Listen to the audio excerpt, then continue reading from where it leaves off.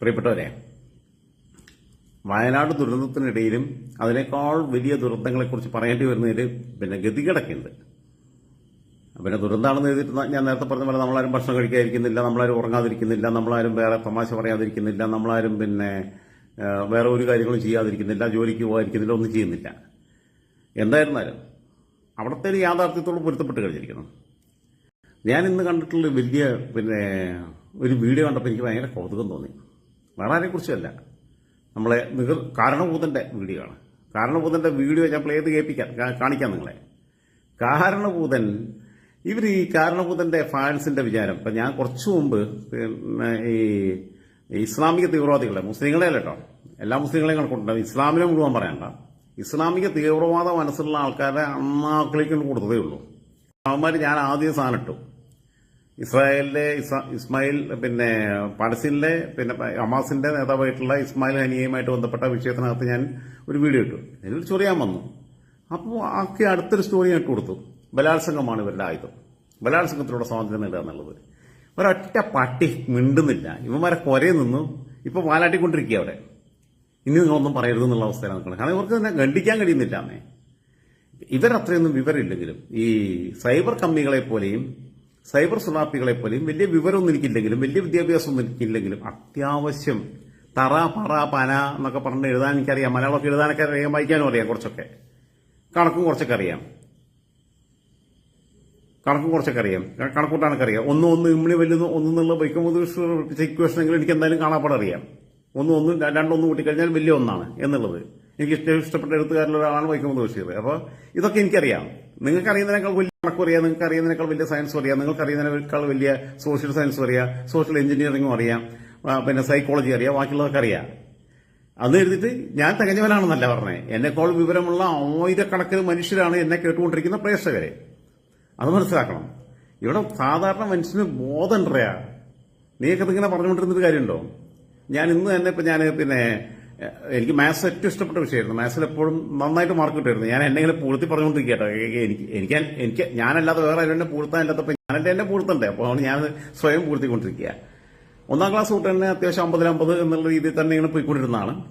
അത് കഴിഞ്ഞ് ഈ പഠിപ്പിച്ച മാഷുമാരെല്ലാം എനിക്ക് ഓർമ്മയുണ്ട്. 1ാം ക്ലാസ്സിൽ കൃഷ്ണകുട്ടി മാഷ് കണക്ക്, 2ാം ക്ലാസ്സിൽ കൃഷ്ണകുട്ടി മാഷ് കണക്ക്, 3ാം ക്ലാസ്സിൽ സുകുമാരൻ മാഷ് കണക്ക്, 4ാം ക്ലാസ്സിൽ സുകുമാരൻ മാഷ് കണക്ക്, 5ാം ക്ലാസ്സിൽ ഗോപി മാഷ് കണക്ക്, 6ാം ക്ലാസ്സിൽ 1ലും 2ലും മഞ്ഞപ്പറ്റ LP സ്കൂളിലാണ് പഠിച്ചത്, എളങ്കൂർ മഞ്ഞപ്പറ്റ LP സ്കൂളിൽ. അത് കഴിഞ്ഞിട്ട് ചെറാം സ്കൂളിൽ പോയപ്പോൾ 3ലും 4ലും 5ലാണ് മറ്റൊരു പഠിപ്പിച്ചത്. 6ാം ക്ലാസ് ആകുമ്പോൾ മഞ്ചേരിയിലേക്ക് ബസ് കയറി പോകണം. 6ാം ക്ലാസ്സിൽ ഏകദേശം 8 കിലോമീറ്ററോളം, 1 കിലോമീറ്റർ നടന്നിട്ട് വേണം ബസ് സ്റ്റോപ്പിലെത്താൻ. അവിടെ നിന്ന് ബസ് കയറിയിട്ട് വേണം ഈ 6-7 കിലോമീറ്റർ ദൂരമുള്ള സ്കൂളിലേക്ക് എത്താൻ. അവിടെ നിന്ന് പിന്നെ നടക്കണം 1 കിലോമീറ്റർ, 1/2 കിലോമീറ്റർ നടന്നു വേണം മഞ്ചേരി എത്തിങ്ങാന സ്കൂളിൽ പോകാൻ. അവിടെ അഡ്മിഷൻ കിട്ടിയ അതൊക്കെ ഞാൻ പിന്നീട് പറയാം. അപ്പോൾ അവിടെ ചെന്നിട്ട് അവിടെ പഠിക്കുമ്പോൾ 6ാം ക്ലാസ്സിൽ പഠിക്കുമ്പോൾ റഷീദ് മാഷാണ് ആദ്യത്തെ ക്ലാസ് മാഷ്. അദ്ദേഹമാണ് കണക്ക് പഠിപ്പിച്ചിരുന്നത്. പിന്നീട് അദ്ദേഹത്തിന് ഗവൺമെന്റ് സ്കൂളിൽ ജോലി കിട്ടി. അങ്ങനെ അദ്ദേഹം മാറിയപ്പോൾ നാസർ മാഷായി കണക്കിന്റെ മാഷ്. 7ാം ക്ലാസ്സിൽ അലവി മാഷാണ് കണക്കിന്റെ മാഷ്. അദ്ദേഹമായിരുന്നു ക്ലാസ് മാഷും. അലവി മാഷ മകൻ മുനവർ എന്റെ വളരെ അടുത്ത സുഹൃത്തായിരുന്നു. അവർ തൃക്കങ്കോടുകാരാണ്, എന്റെ പഞ്ചായത്തുകാരാണ്. 8ാം ക്ലാസ്സിലെ മാഷ പേരെനിക്ക് അറിയില്ല. അപ്പൊ ഞാൻ അത് അറിയാൻ വേണ്ടി എനിക്ക് ഓർമ്മ എത്ര നോക്കിയിട്ട് എനിക്ക് റീകോൾ ചെയ്യാൻ പറ്റുന്നില്ല. ഞാനിപ്പോ എന്റെ കൂടെ 6ാം ക്ലാസ് തൊട്ട് 10ാം ക്ലാസ് വരെ പഠിച്ച അനസ് എന്ന് പറയും. അനസ്, അൻസർ വല്ലാഞ്ചർ, അങ്ങനെയുള്ള കുറച്ച് ആൾക്കാർ, ശോഭന ബീഗം, സെബിനേനൊക്കെ പെൺകുട്ടികളാകുമ്പോൾ സ്ത്രീകളാകുമ്പോൾ രാത്രി വിളിക്കുന്ന ബുദ്ധിമുട്ടുണ്ട്. അതേസമയം ഞാൻ അനസിനെ വിളിക്കാൻ കരുതി. അനസിന്റെ വാപ്പ SI ആയിരുന്നു, മരിച്ചുപോയി. അനസ് ഗൾഫിലാണ്, അൻസർ വല്ലാഞ്ചിറ ഗൾഫിലാണ്. അങ്ങനെ ഇവരെ ആരെങ്കിലും വിളിക്കാന്നൊക്കെ അങ്ങോട്ട് വാട്സപ്പ് കോൾ പോവില്ല. ഇവരൊക്കെ ഗൾഫ് രാജ്യങ്ങളിൽ വാട്സപ്പ് കോൾ പോവില്ല. അല്ലെങ്കിൽ ഇമോയിൽ വിളിക്കണം, IMOയിൽ. അപ്പോൾ പറ്റിയില്ല. ഞാൻ അവസാനം ഷിയാസ് എന്ന് പറയും, എന്റെ കൂടെ പഠിച്ചിരുന്ന അടുത്ത സുഹൃത്തായിരുന്നു. ഷിയാസ് ഡോക്ടറാണ്, ഡെന്റൽ ഡോക്ടറാണ്. ഞാൻ ഡോക്ടർ ഷിയാസ് എന്നുള്ള കോണ്ടാക്റ്റിൽ നേരെ വിളിച്ചപ്പം ചുങ്കത്രയുള്ള ഡോക്ടർ ഷിയാസ് ഉണ്ട്. ഞാൻ കുറച്ചു കാലം ചുങ്കത്ര താമസിച്ചിരുന്നു. അവിടെയുള്ള ഡോക്ടർ ഷിയാസ്. അദ്ദേഹം എടുക്കുമ്പോൾ രാജൻ ജോസഫ് പറയുന്നതാണ്. അപ്പൊ ഞാൻ പറഞ്ഞു, എനിക്ക് ഫുൾ പേര് പറഞ്ഞപ്പോൾ എനിക്ക് കൺഫ്യൂസ്ഡ് ആയി. കാരണം മറ്റേ ഷിയാസ് ആണെങ്കിൽ എടാ രാജാന്നെ വിളിക്കുള്ളൂ. അപ്പോൾ കാരണം അവനെ ഏറ്റവും അവസാനം 2018 ഞങ്ങളെ സ്കൂളിന് അലുമിനിക്കാൻ കണ്ടത് ഷിയാസിന്റെ വീട്ടിൽ നിന്നൊക്കെ ഒരുപാട് വർഷം കഴിച്ചിട്ടുണ്ട്. അങ്ങനെ ഷിയാസിന്റെ വീടിനടുത്തുള്ള ശിബിരിക്കുറ്റി, അങ്ങനെ ഞാൻ ആൾക്കാരെ പേര് നിങ്ങൾ പഠിപ്പിക്കുകയല്ല, ക്ഷമിക്കണം. നിങ്ങൾ ചില കാര്യങ്ങൾ പറയാൻ വേണ്ടിയിട്ടാണ് പറയണേ. അതില് ഞാൻ പറഞ്ഞു എടാ നീ ഇപ്പോൾ പിന്നെ ഉറങ്ങാണോ? പിന്നെ എനിക്കൊരു അത്യാവശ്യ കാര്യം ആവശ്യം ഉണ്ടായിട്ടാണ് വിളിച്ചത്. നിന്റെ ക്ലിനിക്കിൽ പോയി എവിടെയാണ്? ഞാൻ ചുങ്കത്തല്ല. അപ്പൊ ഞാൻ പറഞ്ഞു നീ എന്നും വീട്ടിൽ പോയിട്ട് വരികയാണോ? കാരണം മഞ്ചേരിയിൽ നിന്ന് ചുങ്കത്തറയ്ക്ക് ഒരുപാട് ദൂരമുണ്ട്, 10-40 കിലോമീറ്റർ ദൂരമുണ്ട്. അല്ല, ഞാൻ ഇവിടെ തന്നെ ഇല്ല താമസിക്കുന്നത്. അപ്പം എനിക്ക് മനസ്സിലായി ഡോക്ടർ ഷിയാസാണ്, മറ്റേ ഷിയാസാണ്, MBBS ഡോക്ടറാണ്. മറ്റേത് BDS MDS കഴിഞ്ഞിരിക്കുന്ന ഷിയാസിന്റെ ഉപ്പയും എഞ്ചിനീയറൊക്കെ ആയിരുന്നു. ഷിയാസിന്റെ ഉമ്മയും ഗവൺമെന്റ് ഒക്കെ ഉണ്ട്. അതിന് ഞാൻ പറഞ്ഞു ഞാൻ ഇതേപോലെ എന്റെ കൂടെ പഠിച്ചൊരു ഷിയാസിനെ വിളിച്ചതാണ്. കാരണം എന്റെ കൂടെ എന്നെ 8ാം ക്ലാസ്സിൽ പഠിപ്പിച്ച മാഷ പേരറിയാനുള്ളത്. അപ്പോൾ ആ മാഷ പേര് എനിക്ക് ഓർമ്മയില്ല. 9ാം ക്ലാസ്സിൽ രാജേന്ദ്രൻ മാഷ് കണക്ക് പഠിപ്പിക്കുന്നു, 10ാം ക്ലാസ്സിൽ രാജേന്ദ്രൻ മാഷ് കണക്ക് പഠിപ്പിക്കുന്നു. 9ാം ക്ലാസ്സിൽ രാജേന്ദ്രൻ മാഷായിരുന്നു ക്ലാസ് മാഷ്, 10ാം ക്ലാസ്സിൽ തമ്പി മാഷായിരുന്നു ക്ലാസ് ടീച്ചർ. ഓക്കെ, പറഞ്ഞ കണക്കിനകത്ത് എല്ലാ കാലത്തും ട്യൂഷൻ 3.5 കൂടുതൽ മാർക്കൊക്കെ നേടിയിട്ടുണ്ട് ഞാൻ. കുറച്ച് അങ്ങനെ കാലമുണ്ട്. കാരണം ഈ ബൈക്ക് മുമ്പ് വിഷയത്തിന്റെ മാതിരി ഒന്നും ഇമ്മണി വലിയ ഒന്നും എന്നൊക്കെ എനിക്ക് പറയാൻ അറിയുന്നത്. A+2 A+ പിന്നെ +B+E=2 എന്നൊക്കെ പറയുന്നതൊന്നും അറിഞ്ഞിട്ടില്ലെങ്കിലും അത്യാവശ്യം വേണ്ട കണക്കും അത്യാവശ്യം വേണ്ട സാമൂഹിക ബോധവും അത്യാവശ്യം വേണ്ട കാര്യങ്ങൾ നിങ്ങളെ പോലെ വലിയ ശാസ്ത്രജ്ഞനൊന്നും അല്ലെങ്കിലും എനിക്കറിയായിരുന്നു. അപ്പൊ അതുകൊണ്ട് നിങ്ങൾ കളിക്കാൻ പറ്റുന്നവരടുത്ത് കളിക്കണം.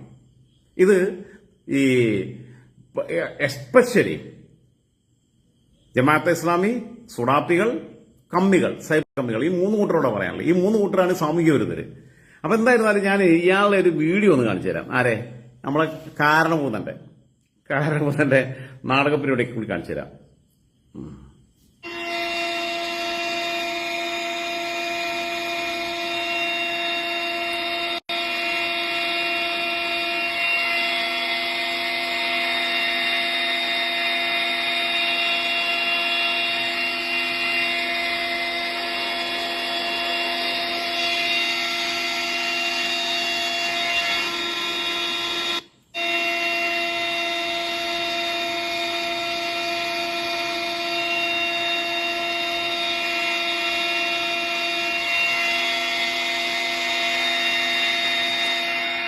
വേറെ വീഡിയോ കൂടി ഉണ്ട്.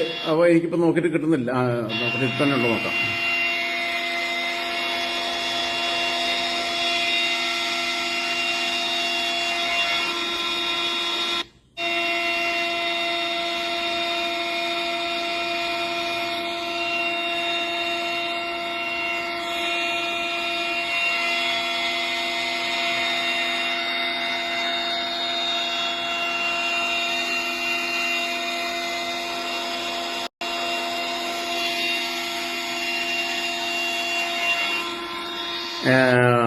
ഇതിൽ പിന്നെ വേറെയുള്ള വീഡിയോ എന്ന് പറഞ്ഞു കഴിഞ്ഞാൽ ഇതാകെ 24 സെക്കൻഡേ ഉള്ളൂ. വേറെ ഉണ്ടായിരുന്നു 1 മിനിറ്റുള്ളത്. അതിനുള്ളിൽ ഇയാളെ സീറ്റ് ബെൽറ്റ് മുറുക്കി കൊടുക്കുന്നതൊക്കെ ക്യാപ്റ്റൻ വയനാട്ടിലേക്ക് എന്തോ ഒലക്കമത്തെ ക്യാപ്റ്റനാ. ഈ കാരണഭൂതൻ എന്ന് പറയുന്ന സാധനം നികൃഷ്ട ജീവിയാണ്. ഇവൻ പേമയം തന്നെ പരമാറി ഇവൻ എന്നൊക്കെ വിളിക്കുമ്പോ ഇവനെ വിളിക്കാൻ പറ്റുള്ളൂ. എന്റെ പപ്പയേക്കാൾ പ്രായമൊക്കെ ഉണ്ട്. എന്തു പോകാനാ കൊടുക്കണ്ട്? നാട്ടിൽ പോകുന്ന ആൾക്കാരെ മുഴുവൻ തെറി വിളിച്ചുകൊണ്ടിരിക്കുന്ന ഒരുത്തൻ പിന്നെ മാനസിക വൈകല്യമുള്ള ആളാണെങ്കിൽ നമുക്ക് മനസ്സിലാക്കാം. ആ ഒരു റോട്ടിൽ കൂടി പോകുന്ന ആൾക്കാരെ എല്ലാം തെറി വിളിക്കും. എനിക്ക് എന്റെ അനുഭവത്തിലുണ്ട്. മഞ്ചേരി എന്നെ സ്കൂളിൽ ഞാൻ പഠിക്കുന്ന സമയത്ത് ഒരു പ്രാവശ്യം മഞ്ചേരി അങ്ങാട്ടിൽ ഒരാളിങ്ങനെ എണീക്കാൻ വയ്യാതെ ഇങ്ങനെ നിൽക്കുക. അപ്പൊ ഞാൻ പോയിട്ട് പിടിച്ച് എണീപ്പിക്കാൻ വേണ്ടി ചെന്നു. വേറെ ആരും തിരിഞ്ഞു നോക്കുന്നില്ല. ഞാനിത് മനുഷ്യനല്ലേ നേടി. ഇയാളെ ഒറ്റ തുപ്പ്. അപ്പോഴേക്ക് മനസ്സിലായി ഇയാൾ ഭ്രാന്തനാണെന്നാണ്ട്. പിന്നെ എന്തൊക്കെയോ പരമ്പുക. വേണമെങ്കിൽ അപ്പം അടിക്കാം. ഞാൻ അടിച്ചു കഴിഞ്ഞാൽ പിന്നെ കുളയിട്ട് കുട്ടികൾ മുഴുവൻ എടുത്ത് അടിച്ച് ചവിട്ടി കൂട്ടും. അവർ പെട്ടെന്ന് തന്നെ തുപ്പുന്ന കാണുമ്പോൾ അവർ അടിക്കാൻ വന്നപ്പോൾ ഞാൻ പറഞ്ഞു ഒന്നും ചെയ്യരുത്. കാരണം എനിക്ക് മനസ്സിലായി ആൾക്ക് മാനസികമായിട്ടുള്ള എന്തോ പ്രയാസങ്ങളുണ്ട്. ഞാൻ തൊട്ടടുത്ത കടയിൽ നിന്ന് അപ്പോൾ അവിടെ വെള്ളമില്ല, അന്ന് സോഡയാണുള്ളത്. ഒരു സോഡ മേടിച്ചിട്ട് പിന്നെ ക്ലബ് സോഡ നല്ല സാധാ സോഡ മേടിച്ചിട്ട് മുഖം നന്നായിട്ട് കഴുകി. ഒരു മനുഷ്യൻ നമ്മുടെ മുഖത്തേക്ക് തുപ്പുമ്പം അടിക്കാതിരിക്കാനുള്ള മനസ്സെനിക്കുണ്ടെങ്കിൽ ആ കാരണം ഇയാളോട് കാണിക്കാൻ ഉദ്ദേശിക്കുന്നില്ല. അഹങ്കാരത്തിനകത്തേക്കില്ല. കാരണഭൂതൻ നാട്ടിലുള്ളവരെ മുഴുവൻ പള്ളു പറയുക. പരനാറി, പരമനാറി, നികൃഷ്ടജീവി, കടക്കുപുറത്ത്. എടോ തെമ്മാടി, നിനക്ക് ഈ ഹെലികോപ്റ്റർ നടത്തുന്ന, ഈ ഫോട്ടോ ഷൂട്ട് നടത്തുന്ന, ഈ വീഡിയോ ഷൂട്ട് നടത്തുന്ന ആൾക്കാരോട് നിനക്ക് കടക്കുപുറത്ത് പറയാൻ പറ്റായിരുന്നോ? പത്രക്കാരോട് നീ കടക്കുപുറത്ത് പറഞ്ഞില്ലടാ തെമ്മാടി. ഇവൻ കേസെടുക്കട്ടെന്നേ. ഇവനാണ് ചെയ്യാനുള്ള ആഭ്യന്തരവും മറ്റേ കുന്തവും എല്ലാം ഉള്ളത്. വരുമാനം ബൂസ്റ്റ് ചെയ്യാൻ വേണ്ടി നടക്കുകയാണല്ലോ ഇപ്പം. ദുരന്തഭൂമിയിൽ നിന്ന് നീ എന്ത് മാസപ്പടി മോൾക്ക് ഉണ്ടാക്കി കൊടുക്കാന്നുള്ള ആലോചന ഗവേഷണം നടത്തിക്കൊണ്ടിരിക്കുകയാണേ. പരമച്ചെറ്റ പറയും ഞാൻ. ഇവിടുത്തെ കമ്മികൾക്ക് എന്ത് പൊള്ളിയാലും ഞാൻ പറയും. നിങ്ങൾ എന്താ കരുതിയേ? നിങ്ങൾ ചൊറിയുന്നത് എന്നോടാണെന്നുള്ളത് മനസ്സിലാക്കണം. എന്നെ കൊല്ലാനേ പറ്റുള്ളൂ എന്നുള്ളത് പലപ്പോഴും പറഞ്ഞിട്ടുണ്ട്. തോൽപ്പിക്കാൻ പറ്റില്ല. എന്റെ നാക്കടക്കാൻ പറ്റില്ല. നാക്ക് അരിഞ്ഞു കളയാം നിങ്ങൾക്ക് പിടിച്ചു വെച്ചിട്ട്. അല്ലെങ്കിൽ തലക്കടിച്ചിട്ട് ബോധമില്ലാതേക്കാം. ഞാൻ എന്റെ തലകൊണ്ട് ചിന്തിക്കുന്നു, എന്റെ കണ്ണുകൊണ്ട് ലോകത്തെ കാണുന്നു, എന്റെ വാക്കുകൊണ്ട് പറയുന്നു. നിങ്ങൾക്ക് എന്റെ ചിന്താശേഷി ഇല്ലാതാക്കാൻ കഴിയാത്തടത്തോളം കാര്യം ഞാൻ സംസാരിച്ചുകൊണ്ടിരിക്കുന്നു. നിങ്ങൾ കോമേഴ്സിലേക്കോ അടിച്ച് പിന്നെ കൈ കാലിലും തല്ലിയൊടിച്ച് പിന്നെ എല്ലാം ചെയ്തിട്ട് പിന്നെ അങ്ങനെ ശരിയാക്കി വിടുക. നിങ്ങളെന്താ കരുതിയേ? കാരണഭൂതൻ, മനുഷ്യനെ കൊല്ലുന്നവൻ, ആ കൊലപാതകത്തെ ന്യായീകരിക്കുന്നവൻ,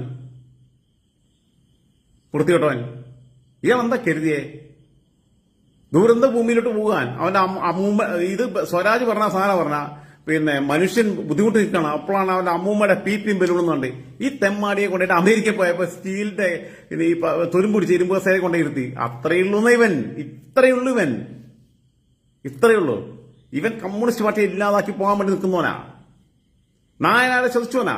EMS വെട്ടാൻ നോക്കിയവനാ. പാലക്കാട് സമ്മേളനത്തിൽ EMS തോപ്പിക്കാൻ വേണ്ടിയിട്ടുള്ള എല്ലാ ഉപജാപവും നടത്തിയവനാ. സഹോദരനെ പോലെ കൂടെ നിന്ന് എല്ലാ കാര്യത്തിലും സപ്പോർട്ട് ചെയ്തിട്ടുള്ള കോടിയേരി ബാലകൃഷ്ണന്റെ വിലാപയാത്ര. കാരണം ഞാൻ ചത്തായാൽ അതിനേക്കാളും നല്ല വിലാപയാത്ര നടക്കണം. കോടിയേരിയുടെ വലിയ അംഗീകാരം കിട്ടിയാലും ഇതിൽ അത് മുടക്കിയവനാ. അതുകൊണ്ട് കോടിയേരിയുടെ കൂടുമ്പോൾ കുറച്ച് അകന്ന് നിൽക്കുന്നത്, നായനാരുടെ കൂടുമ്പാണ് അകന്ന് നിൽക്കുന്നത്. എല്ലാവരെയും ടൂളായിട്ട് ഉപയോഗിച്ചിട്ടുള്ള ഒരു വൃത്തികെട്ട പരമനാറി എന്ന് തന്നെ ഞാൻ പറയും. ഇവന് പ്രേമൻ തന്നെ പരനാറി എന്ന് വിളിക്കാന്നുണ്ടെങ്കിൽ ഇവനെ പരമനാറി എന്ന് വിളിക്കണ്ടേ? പ്രേമനൊക്കെ എത്രയോ നല്ല മനുഷ്യനാണ്. ഇന്ത്യൻ പാർലമെന്റിനകത്ത് നിന്ന് കേരളത്തിൽ നിന്ന് പോകുന്നതിനകത്ത് ഏറ്റവും മികച്ച പെർഫോമൻസ് ഉള്ള ഒരാൾ പ്രേമൻ തന്നെ. ഇനിയിപ്പോ ഷാഫി എങ്ങനെയാവുന്നുള്ളൂ എനിക്കറിയില്ല. ഷാഫി നന്നായിട്ട് ചിലപ്പോൾ ചെയ്യാൻ പറ്റുമെന്ന് എനിക്ക് കരുതുന്നു, ചെറുപ്പക്കാരനായതുകൊണ്ട്. പാർട്ടി അതും ആവട്ടെ. ഞാൻ ശ്രദ്ധിക്കുന്ന പാർലമെന്റിനകത്ത്, ഇന്ത്യൻ പാർലമെന്റിനകത്ത് ഞാൻ ശ്രദ്ധിക്കുന്ന ഒന്ന്, അസുദ്ദീൻ ഒവൈസി ഹൈദരാബാദുകാരനാ, ഒരു ഇസ്ലാമിക സംഘടനയുടെ ആളാണ്. പക്ഷെ ഞാൻ അയാളെ പ്രസംഗങ്ങൾ ശ്രദ്ധിക്കും. അയാളെ പ്രസംഗം എനിക്കിഷ്ടാ. അയാൾ ഏത് സംഘടനയാവട്ടെ, എന്താ, എനിക്ക് അയാൾ ഇഷ്ടാ. നിർമ്മലാ സീതാരാമന്റെ പ്രസംഗങ്ങൾ ഞാൻ ശ്രദ്ധിക്കും, എനിക്കിഷ്ടാ. സുഷമ സ്വരാജ് ഉണ്ടാകുമ്പോൾ അവരുടെ പ്രസംഗങ്ങൾ ഞാൻ കേൾക്കും, എനിക്കിഷ്ടാ. മഹുവ മൊയ്ത്ര തൃണമൂൽ കോൺഗ്രസിന്റെ കുറച്ച് ഫേക്കാണെന്ന് തോന്നുന്നുണ്ട്, എന്നാലും ഞാൻ പ്രസംഗം ശ്രദ്ധിക്കും. ശശി തരൂരിന്റെ പ്രസംഗം ഞാൻ ശ്രദ്ധിക്കും. പ്രേമചന്ദ്രന്റെ പ്രസംഗം ഞാൻ ശ്രദ്ധിക്കും. സുപ്രിയ സുലെ, ശരത് പവാറിന്റെ മകള്, ആ പ്രസംഗം ഞാനിരുന്ന് കേൾക്കും. കണ്ടന്റ് മൊത്തം ഇരുന്ന് കേൾക്കും. ഇംഗ്ലീഷിലാണ് അവരൊക്കെ പറയാ. മനുഷ്യന് മനസ്സിലാവുന്ന ഇംഗ്ലീഷിലേ പറയുള്ളൂ. ശശി തരൂർ മാത്രമേ ഉള്ളൂ ഈ ഇടയ്ക്ക് പിന്നെ ഇയാളെ ഈ വിവരം, അന്തർദേശീയ വിവരം അറിയിക്കാൻ വേണ്ടി പിന്നെ കോപ്പിലെ മറ്റേ മനുഷ്യന് മനസ്സിലാവാത്ത ഇംഗ്ലീഷ് പറയുക. അത് പിന്നെ നമുക്ക് മനസ്സിലാവില്ല, എനിക്കൊന്നും മനസ്സിലാവില്ല. ചിലപ്പോൾ ആ ചങ്ങായി പറയണത് മനസ്സിന് മനസ്സിലാവുന്ന രീതിയിൽ സംസാരിക്കണം എന്നുള്ള അഭിപ്രായം എനിക്ക് അയാളുണ്ട്. അയാളെ ഈ ആഢ്യത്വം കാണിക്കാനുള്ള വേദിയായിട്ട് ഉപയോഗിക്കരുതെന്നുള്ളൂ. പ്രേമചന്ദ്രനും മഹുവ മൊയ്ത്രയും അസൂദ്ദീൻ ഉവൈസിയും മഹുവ മൊയ്ത്രയും ഇവരെല്ലാം പ്രതിപക്ഷത്തിന് ഏറ്റവും കൃത്യമായിട്ട് കാര്യങ്ങൾ പറയുന്നത്. എനിക്ക് ഇനി പ്രതീക്ഷകളിൽ ഷാഫിയില്ല, സുപ്രിയ സുലിയൊക്കെ. BJPയുടെ ഭാഗത്തുനിന്ന് നിർമ്മലാ സീതാരാമൻ, പിന്നെ മറ്റേ ഇവര് നന്നായിട്ട് സംസാരിക്കായിരുന്നു. സുഷമ സ്വരാജ്, സ്മൃതി ഇറാനിയുടെ നാടകം എനിക്ക് ഇഷ്ടമായിരുന്നു. അവള് തോറ്റ എനിക്ക് ഭയങ്കര സന്തോഷമായിക്കണ്. അവള് ഈ CPMലെ ചിന്തായ റോമിന്റെ ഭാര്യയാണ് ഈ പിന്നെ BJPയിൽ സ്മൃതി ഇറാനി ഉണ്ടായിരുന്നത്. അല്ലെങ്കിൽ കോൺഗ്രസിലെ ബിന്ദു കൃഷ്ണന്റെ ഭാര്യയാണ് സ്മൃതി ഇറാനി ഉണ്ടായിരുന്നത്. വെറുതെ നാടകം കളിച്ചുകൊണ്ടിരിക്കുക. ഇത് തമ്മിൽ കരുതിയേ നമുക്ക് ബുദ്ധിയില്ലാന്ന് കരുതിക്കണോ? നമുക്ക് നിങ്ങളത്രയും ബുദ്ധി ഇരുന്നില്ല, കുറച്ചൊക്കെ ഉണ്ടെന്നേ. എവിടെയൊക്കെ ചെറിയ സാധനം ഉണ്ട്, ഒരു പൊട്ടുപോലെ ഇത്തിരി ഇവിടെ എവിടെയോ ഉണ്ട് തലച്ചോറിനുള്ളിൽ. നിങ്ങളെ നമ്മളെ പഠിപ്പിക്കാൻ വരിക, ദുരന്ത ഭൂമിക്ക് പോവുക ഈ നായി, എന്നിട്ട് പിന്നെ വീഡിയോ ഷൂട്ട് എടുക്കുക. സച്ചിൻ ദേവിന്റെ അതേ നിലവാരം ബാലുശ്ശേരി MLA അവൻ പോയിട്ട് ശിരൂരിൽ പോയിട്ട് അവന്റെ കുറെ വീഡിയോ ഷൂട്ട് എടുത്തിട്ട് ഇങ്ങനെ ഇട്ടു. ഫാഷൻ പരേഡ് പോയത് ഇവനവിടെ. തെമ്മാടികൾ അർജുനെ കണ്ടെത്താൻ പോയതാണോ, ഫാഷൻ പരേഡ് പോയതാണോ, ഇവന്റെ PR വർക്ക് നടത്താൻ വേണ്ടി പോയതാണോ? ഇവരെന്താ കരുതിയേ? സാധാരണ മനുഷ്യർക്ക് ബുദ്ധിയില്ലാന്ന് കരുതിയോ? മിണ്ടില്ലാന്ന് കരുതിയോ? ഇവരെ പേടിച്ച് മിണ്ടിരാത്ത ആൾക്കാർ നാട്ടിൽ ഇഷ്ടം പോലെ ഉണ്ട്. 3.5 കോടി മലയാളികളുടെ ഏകദേശം 3 കോടി പിന്നെ 3,49,49,000 പേര് മിണ്ടാതിരുന്നാലും അവസാനം മിണ്ടുന്ന 10,000 പേരിൽ ഒരാൾ ഞാനുണ്ടാവും. എനിക്കൊരു ചുക്ക് പേടിയില്ലാന്നേ. ഇവിടുത്തെ ഇസ്ലാമിസ്റ്റുകളെയും പേടിയില്ല. ഇസ്ലാമിസ്റ്റുകൾ എന്ന് പറഞ്ഞാൽ ഞാൻ പറഞ്ഞത് പൊളിറ്റിക്കൽ ഇസ്ലാമിനെയാണ് പറഞ്ഞത്. ഇസ്ലാം എന്റെ സൗഹൃദങ്ങൾ, എനിക്ക് ഏറ്റവും വലിയ സന്തോഷമുള്ളത് എന്റെ സൗഹൃദങ്ങളുടെ ഒറ്റ വർഗീയവാദിയില്ല. മുസ്ലിം ആവട്ടെ, ക്രിസ്ത്യാനി ഹിന്ദു ആവട്ടെ, അവനുമായിട്ട് എനിക്ക് സൗഹൃദം സാധ്യമല്ല. ഞാനത് മുറിച്ചിടും. ഏത് മതക്കാരനാണെന്നുള്ളതല്ല. എന്റെ സൗഹൃദങ്ങൾക്കകത്ത് ഒരു രാഷ്ട്രീയ തീവ്രവാദി എനിക്കിപ്പില്ല. കാരണം അവരെ കോണ്ടാക്ട് ചെയ്യാൻ ഒഴിവാക്കി കളയും. മനുഷ്യനെ കൊല്ലുന്ന പ്രത്യയശാസ്ത്രം ഏതാണെന്നുണ്ടെങ്കിൽ അത് മനുഷ്യവിരുദ്ധ. മനുഷ്യന്റെ ജീവൻ രക്ഷിക്കാൻ വേണ്ടി മനുഷ്യർ ഒത്തൊരുമിച്ച് നിൽക്കുക വയനാട്ടിൽ. അതിന്റെ ഇടയിൽ കൂടി യവന്മാരൊക്കെ തെമ്മാടത്തരം കാണിക്കുന്നത്. ഇവന്റെ ഫോട്ടോഷൂട്ട് പിന്നെ പരമനാറി. ഒന്നുകൂടി കാണിച്ചു തരാം അവന്റെ ഫോട്ടോഷൂട്ട്. ക്യാപ്റ്റൻ അതിന് പാലക്കെട്ടാണ് എനിക്ക് രസം തോന്നിയത്. ക്യാപ്റ്റൻ വയനാട്ടിലേക്ക്, ക്യാപ്റ്റൻ അവന്റെ അമ്മൂമ്മയുടെ മറ്റിടത്തേക്ക് പോവുക പരമനാളി.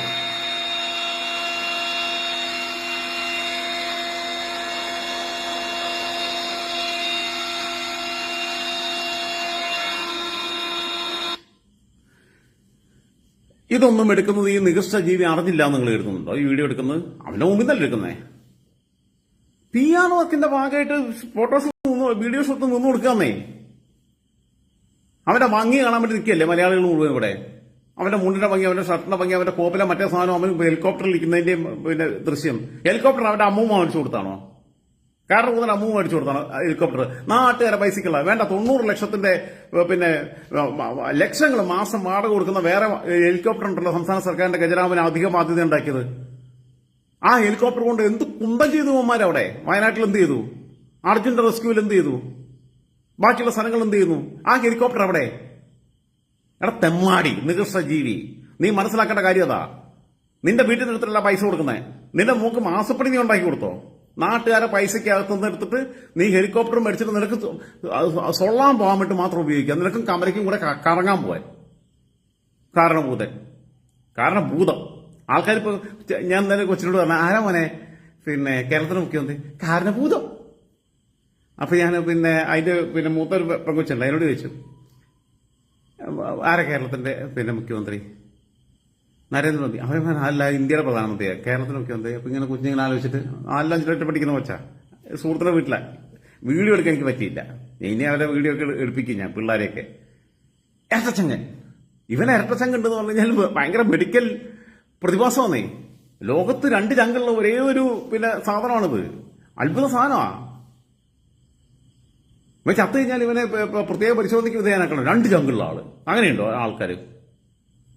2 ഹൃദയമുള്ള ആള്. ഹൃദയം ഉണ്ടായിട്ട് കാര്യമില്ലടാ, ഹൃദയം കൊണ്ട് ചിന്തിക്കണടാ നായെ. ആദ്യം നീ അത് മനസ്സിലാക്ക്. കാരണഭൂത നീ തന്നെയാണല്ലോ മെഗാ തിരുവാതിര വിളിച്ചിട്ട് നീ നിനക്കിട്ട പേരാണല്ലോ കാരണഭൂതൻ എന്നുള്ളത്. മനസ്സിലാക്ക്. ഇബ്രാഹിം മഹബൂബ് KP തെറി പറയല്ലേ, അടുത്ത് കുട്ടിയുണ്ട്, ഞാൻ ഹെഡ്സെറ്റ് എടുക്കട്ടെ. സഹോദര, രക്ഷയില്ലാത്ത തെറിയൊന്നും പറഞ്ഞിട്ടില്ല. ഞാൻ മായും പൂവൊന്നും പറഞ്ഞിട്ടില്ല. നാറി പരമനാറി എന്നൊക്കെ പറഞ്ഞില്ല. അതൊക്കെ തെറിയല്ല. അതൊക്കെ മലയാള ഭാഷയ്ക്കകത്തെ പിന്നെ കൊളോക്കിയൽ ലാംഗ്വേജിനുള്ള സാധനമാണെന്ന് ഇവർ പറയാറുള്ളത്. സംസാര ഭാഷയ്ക്കകത്ത് വരുന്ന ശൈലികളാണ്.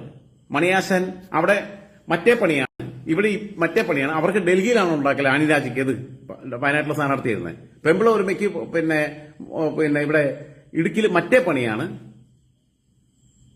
നീയൊക്കെ എന്നെ ഉണ്ടാക്കാനാ? ആനിരാജിക്ക് ഡൽഹിയിലാണ് ഉണ്ടാക്കല്. CPയുടെ സ്ഥാനാർത്ഥി, CPയുടെ ദേശീയ നേതാവാ, B രാജയുടെ ഭാര്യ, രാഹുൽ ഗാന്ധിക്കെതിരെ മത്സരിച്ചതാ. അപ്പൊ ഇതൊക്കെ കൊളോക്കിയൽ ലാംഗ്വേജാണെന്നുണ്ടെങ്കിൽ ഇതും കൊളോക്കിയൽ ലാംഗ്വേജാ. പരമനാറി എന്നുള്ളത് കൊളോക്കിയൽ ലാംഗ്വേജാ. ഇവനെ കുറിച്ച് കാരണഭൂതനെ കുറിച്ച് പറയുമ്പോൾ പരമനാറി എന്നല്ല, അതിനേക്കാൾ അപ്പുറത്തെ വർത്താനം പറയേണ്ടത്. മായും പൂവൊക്കെ ഇവിടെ പറഞ്ഞു കഴിഞ്ഞാൽ പിന്നെ കുട്ടികളെ മുമ്പിൽ ഇരുന്നത് കേൾക്കുന്ന ആൾക്കാർക്ക് ബുദ്ധിമുട്ടാവുമെന്ന് എഴുതിയിട്ടാണ് ഞാൻ പറയുന്നത്. അല്ലെങ്കിൽ അഡൽട്ട് സോണിൽ നിന്നുകൊണ്ട് ഞാൻ പോസ്റ്റർ ഉണ്ടായിരുന്നു. എന്താ ഇവരൊക്കെ വിചാരം? കടക്ക് പുറത്തുനിന്നുള്ളത് പത്രക്കാരോട് പറയാനും മക്കളോട് പറയാനും അറിയാലോ. ഈ പാതി ഷൂട്ട് ചെയ്യാമെന്ന ആളോട് കടക്ക് പുറത്ത് പറഞ്ഞില്ലല്ലോ. കാരണം ഇവരെ സുഖിക്കണമെന്നേ, ഇവരത് എൻജോയ് ചെയ്യാ. എന്റെ മരുമോന് എല്ലാവരും ഷൂട്ട് ചെയ്യണം, അത് ഇടണം. ഞങ്ങളെ പൊക്കി പറഞ്ഞാൽ എന്നെ കാരണഭൂതൻ എന്ന് വിളിച്ചാൽ എനിക്ക് സന്തോഷിക്കും. അതിന് കണക്ക് പുറത്തൊന്നും ഞാൻ പറയില്ല. എന്നെ നിങ്ങളെല്ലാവരും കാരണഭൂതൻ എന്ന് വിളിച്ചോളൂ.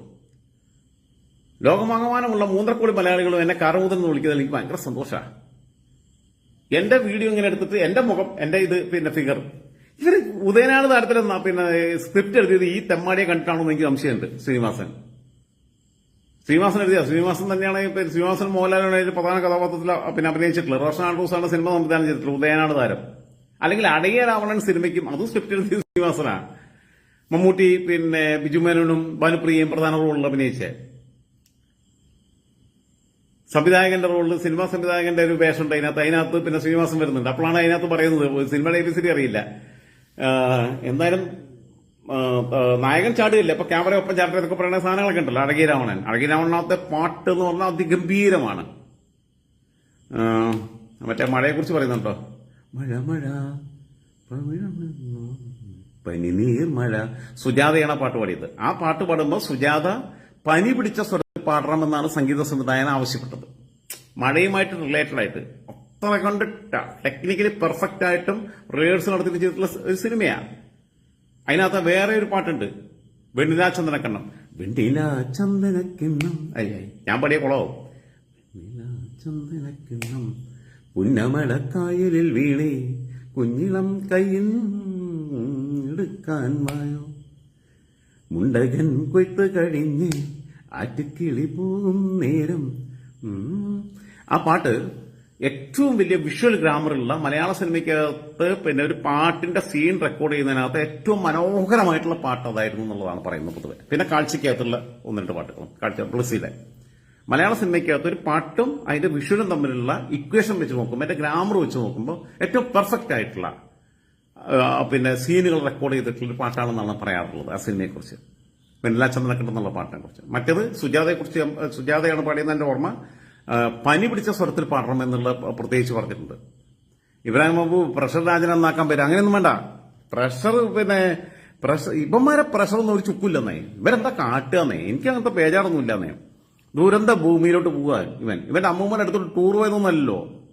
ആദ്യം ഒരു വീഡിയോ ഷൂട്ട് നടത്തുക, കാരണം പിന്നെ ക്യാപ്റ്റൻ വയനാട്ടിലേക്ക്,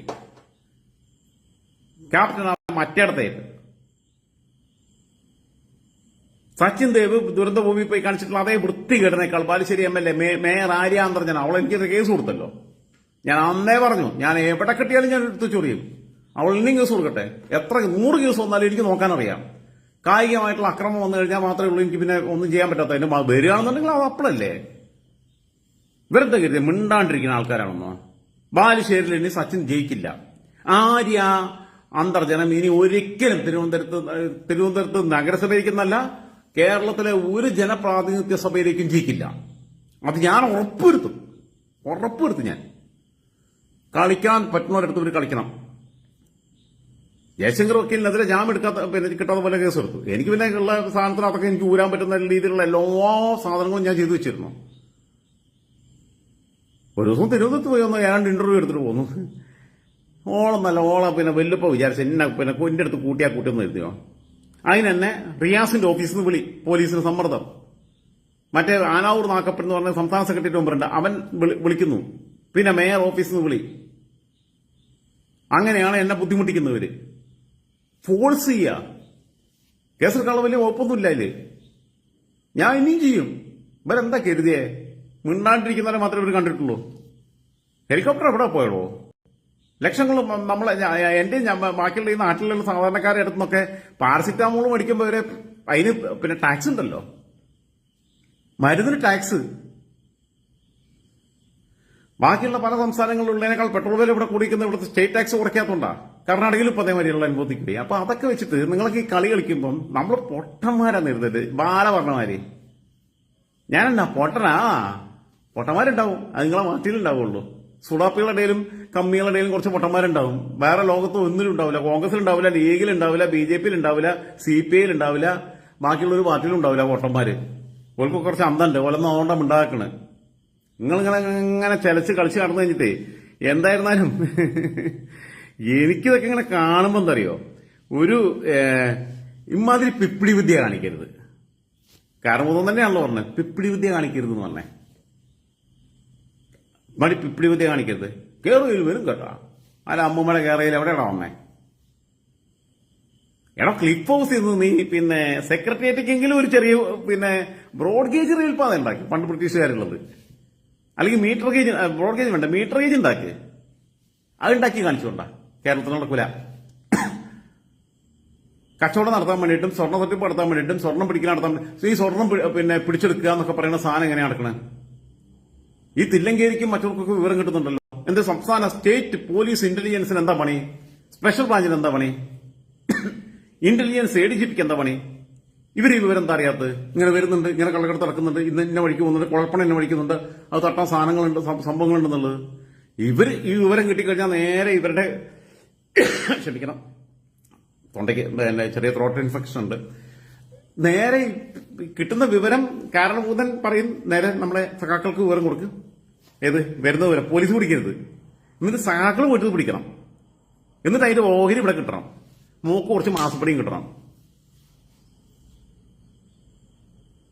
മരുമോനും മോളും തമ്മിലുള്ള, ഞാൻ അതിനെക്കുറിച്ച് പറയില്ല, പേഴ്സണൽ ബന്ധത്തെ കുറിച്ച്. അതെങ്ങനെ ഉണ്ടായെന്നുള്ള ചരിത്രം മുഴുവൻ എനിക്കറിയാം. എന്നെ കൊണ്ട് പറയിപ്പിക്കരുത്. കാരണഭൂതനല്ല, കാരണഭൂതന്റെ വല്യാപ്പ വിചാരിച്ച എന്റെ അടുത്ത് കൂട്ടിയാൽ കൂടില്ല. എന്റെ കയ്യിലുള്ള ഫോഴ്സ് മുഴുവൻ വിചാരിച്ചാലും, ഞാൻ പറഞ്ഞല്ലോ എല്ലാ ഫോഴ്സും വിചാരിച്ചാലും, ഈ പ്രസ്ഥാനത്തിന്റെ മൊത്തം ഫോഴ്സ് വിചാരിച്ചാലും, സുഡാപ്പികളുടെ മൊത്തം ബുദ്ധിയും എനർജി എല്ലാം പ്രയോഗിച്ചാലും, ജമാഅത്തുകാരെ മൗദൂദികളുടെ എല്ലാ സാധനങ്ങളും പ്രയോഗിച്ചാലും ഒരു ചുക്കും നടക്കൂല. നിങ്ങൾക്ക് കൊല്ലാൻ കഴിയും, തല്ലാൻ കഴിയും, അടിച്ച് മൂലക്കിടാൻ പറ്റും, തല്ലൊടിക്കാൻ പറ്റും, കാലും കൈയും വെട്ടാൻ പറ്റും. അതിനപ്പുറത്തേക്ക് രാജൻ ജോസഫിനെ നിശബ്ദനാക്കാൻ, രാജൻ ജോസഫ് വലിയ സംഭവമായിട്ടല്ല, നിശബ്ദനാക്കാനും മാത്രം നിങ്ങളാരും വളർന്നിട്ടില്ല. ഞാൻ നിങ്ങളോട് ഏത് പരസ്യ സംഭവത്തിനും തയ്യാറാ. ഇവിടെ കിടന്ന് ചിരക്കുന്ന കുറേ ഉണ്ടല്ലോ കമ്പനിടണേ, ചോറിയാൻ പറ്റുന്നവന്മാര്. ഹെലികോപ്റ്റർ അവിടെ, മറ്റേത് ഇവിടെ, ബാക്കിയുള്ളത് ഇവിടെ, സച്ചിന്റെ നാടകം അവിടെ, കടക്ക് പുറത്തുനിന്ന് പറയേണ്ടത്. എന്നിട്ട് ഇവിടെ ഈ വീഡിയോക്കാരോട് കടക്ക് പുറത്തുനിന്ന് അറിയില്ല. എന്തായിരുന്നാലും കുറച്ച് നീണ്ടുപോയി എന്ന് പറയുന്നത്. ഞാൻ ഇതെങ്കിലും ഒരു 10 മിനിറ്റിൽ നിർത്തണമെന്ന് കരുതിയിരുന്നു. എന്തായാലും അത് നടന്നില്ല. അപ്പൊ എന്തായാലും പറയാനുള്ള ഇത്രയേ ഉള്ളൂ. ഈ പരനാറി, ഈ നികൃഷ്ടജീവി, ഈ കാരണഭൂതൻ ഈ കേരളത്തിനെ ശരിയാക്കിയിട്ടേ പോവുള്ളൂ. ഈ ചെങ്ങായി 2016 തൊട്ടിട്ട് ആലോചിച്ച് നോക്കുക. കേരളം കാണാത്ത ദുരന്തങ്ങളാണ്.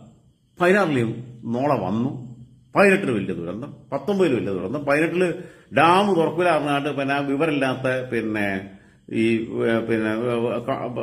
ഇടുക്കി ലെവലത്തെ വൃത്തികെട്ടവൻ, നെറികെട്ടവൻ, അയാളെ ഈ കരിങ്കുരക്കെന്നൊക്കെ പറഞ്ഞിട്ട് കോൺഗ്രസ് അധിക്ഷേപിച്ചതിനോട് വിയോജിപ്പുണ്ട്. കുരങ്ങനെ കളിയാക്കലാണത്. കുരങ്ങിന് കേസ് കൊടുക്കാൻ നിയമം അറിയാത്തതുണ്ട്, അല്ലെങ്കിൽ കുരങ്ങ് കേസ് കൊടുക്കും, കുരങ്ങനെ അപമാനിച്ചെന്നുണ്ട്. അങ്ങനെ രൂപത്തിന്റെ പേരിലോ കളറിന്റെ പേരിലോ ഒരാളെ നിശ്ചയിപ്പിക്കുന്ന ചോദിപ്പില്ല.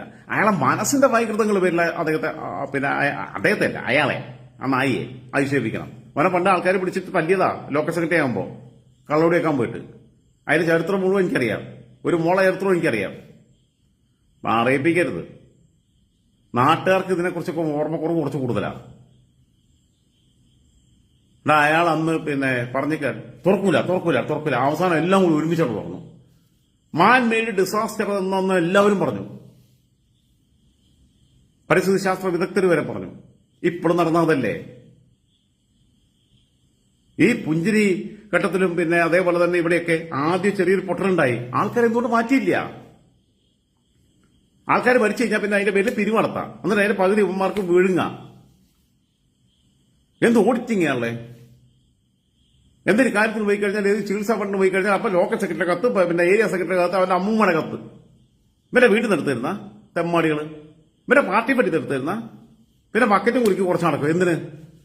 സംസ്ഥാന ഗവൺമെന്റ് പൈസ മുഴുവൻ മുടക്കിയിട്ട് കൃപേശ് ശരത്ലാൽ 2 പിള്ളേരെ വെട്ടിക്കൊന്നിട്ട്, ചെറുപ്പക്കാരെ, പാവപ്പെട്ട വീട്ടിലെ ചെറുപ്പക്കാരെ, അവർക്ക് അമ്മയുണ്ട്, അച്ഛനുണ്ട്, വാർദ്ധക്യകാലത്ത് അവരെ നോക്കേണ്ടവരാ, സഹോദരിമാരുണ്ട്, അവരെ കാര്യങ്ങൾ നോക്കേണ്ടതാ. വെട്ടിക്കൊന്നിട്ട് ആ കേസ് നടത്താൻ വേണ്ടി CBI വരാൻ പാടില്ല എന്നാണെന്ന് വെച്ചാൽ ഞങ്ങൾ ആൾക്കാർ കൊടുക്കും. ടിപിയുടെ കേസ് അങ്ങനെ തന്നെയല്ലേ കൊണ്ടേത്? അരിൽ ശുക്കൂറിന്റെ കേസ് അങ്ങനെ തന്നെ. 10-17 വയസ്സുള്ള ചെക്കനാണെന്നേ. അവൻ എന്തെങ്കിലും ഒരു കൈപ്പട കാണിച്ചിട്ട് കുറച്ച് കോപ്രായം കാണിച്ചിട്ടുണ്ടെങ്കിൽ 2 അടിച്ചു വിട്ടാ പോരെ. ഇനി ഉമ്മമാർക്ക് നിർബന്ധമാണെങ്കിൽ കൈ തൊള്ള തല്ലി പിടിക്കട്ടെ. കൊന്നുകളാണോ 17 വയസ്സുള്ള ചെറിയ ഇറക്കണേ തെമ്മാടികൾ? എത്ര പേരെ ജോസഫ് മാഷെ SDPIക്കാർ വെട്ടിക്കഴിഞ്ഞിട്ട് ജോസഫ് മാഷെ മകനെ വരെ പിടിച്ച് പോലീസിനെ കൊണ്ട് തല്ലിപ്പിച്ചു. ജോസഫ് മാഷെ പിടിച്ചിട്ട് റിമാൻഡ് ചെയ്തു. അത് കഴിഞ്ഞിട്ട് അപ്പോഴാണ് മറ്റവർക്ക് വളമായത്, കൈവെട്ടാൻ നിർത്തി. സുഡാപ്പികളും ഈ കാരണഭൂതന്റെ പ്രസ്ഥാനവും കൂടി ചേർന്നിട്ട് ഈ കേരളത്തെ കുട്ടിച്ചോറാക്കുകയാണ്. ഇവർ തമ്മിലുള്ള അവിശുദ്ധ ബന്ധമാണെന്ന് കേരളത്തിലെ ഏറ്റവും വലിയ ശത്രു. അതിൽ യാതൊരു സംശയമില്ല. അതിന് അവസാനം വരാൻ പോവുകയാണ്. 1.5 വർഷം കൂടിയുള്ളൂ. 1.5 വർഷം കഴിഞ്ഞാൽ കാരണഭൂതന്റെ പാർട്ടിക്കാരും ഏരിയ സെക്രട്ടറിയും ജില്ലാ സെക്രട്ടറിയും ഒക്കെ ഇവിടുന്ന് പൊറോട്ട അടിക്കാൻ ബംഗാളിലോ ത്രിപുരയിലോ ഉത്തർപ്രദേശിലോ ഒക്കെ പോണ്ടി വരും. ഒരു സംശയം വേണ്ട. പാണയോക്കടാണെന്ന് കളമശ്ശേരിയിലെ സക്കീർ ഹുസൈൻ എന്ന് പറഞ്ഞ് കൊടുത്തിട്ടുണ്ട്. അവന് അമൃതരംഗൻ തമ്മിലുള്ള സംസാരം കൊണ്ട് കേട്ടിട്ടുള്ള ഒന്നുകൂടി റീപ്ലൈ ചെയ്ത് കഴിക്കുക. കുറച്ച് ആൾക്കാർ മറന്നുകൊണ്ടുണ്ടാവും. അമൃതരംഗൻ ഇപ്പൊ CI അന്ന് SI ആയിരുന്നു. ഇവനായിട്ട് സംസാരിക്കുമ്പോൾ നീ തന്നെ പണി നോക്കണമെന്നാ പറഞ്ഞേ. അമൃതരംഗൻ 4 ദിവസം LB കഴിഞ്ഞ ആളാ, എന്നിട്ട് SI ആയിട്ട് വന്നേ. എനിക്ക് നല്ല ബന്ധം ഉണ്ടായിരുന്ന ഒരാളാ. എന്റെ ഫാം നിൽക്കുന്ന ഏരിയയിൽ അവിടെ SI ആയിട്ട് വർക്ക് ചെയ്തിട്ടുള്ള, CI ആയിട്ട് പ്രൊമോഷൻ കിട്ടി. അദ്ദേഹത്തിന്റെ വയസ്സിലുള്ള എല്ലാ സർക്കിൾ ഇൻസ്പെക്ടർമാരെ ഇപ്പം ഈ മേയറമ്മ കൊടുത്ത കേസിനകത്ത് അന്വേഷിക്കാൻ വന്ന ആളുമായിട്ട് സംസാരിച്ചപ്പോൾ അദ്ദേഹത്തിന്റെ തൊട്ട് സീനിയേഴ്സ് അവര് CIയുടെ ഇവരെന്തൊക്കെ എഴുതിയേ പറ്റുന്നവരടുത്ത് കളിക്കുക. നിങ്ങൾക്കൊക്കെ ഞാൻ നടക്കാൻ പോകുമ്പോൾ വല്ല വണ്ടി ഇടിപ്പിച്ച് കൊല്ലാം. ഞാൻ പണ്ടും പറഞ്ഞിട്ടുണ്ട്. അല്ലെങ്കിൽ ഞാൻ 2 വീലറിൽ പോകുമ്പോൾ വല്ല വണ്ടി ഇടിപ്പിച്ച് കൊല്ലാം, അല്ലെങ്കിൽ വല്ല കല്ലെടുത്തെറിയാം, അല്ലെങ്കിൽ എവിടെയെങ്കിലും ഞാൻ നടക്കാൻ പോകുന്ന ഒഴിഞ്ഞ സ്ഥലത്ത് വരുമ്പോൾ നിങ്ങൾക്ക് വന്നിട്ട് വെട്ടിക്കൊല്ലാം. അതിനപ്പുറത്തേക്ക് കൊല്ലാനല്ലാതെ നിന്നെ കൊണ്ടൊന്നും ഒരു ചുക്ക് ചെയ്യാൻ പറ്റില്ല. ഒരു മയ്യും ചെയ്യാൻ പറ്റുന്നില്ല എന്ന് ഞാൻ പറയുന്നത് തേറി പറയാൻ എനിക്ക് ഇഷ്ടമല്ലാത്തതുകൊണ്ടാ. അത് മനസ്സിലായിക്കോ. പറ്റുന്നിടത്ത് നോക്കിക്കോ. നിന്നൊക്കെ ശരിയാക്കിട്ടേ പോവുള്ളൂ, അല്ലാതെ ഞാൻ അങ്ങനെ പോവില്ല. പിപ്പിടി വിദ്യ കളിക്കുക, എന്നിട്ട് വീഡിയോ ഷൂട്ട് നടത്തുക, ദുരന്ത സ്ഥലത്തോട്ട് പോവുക.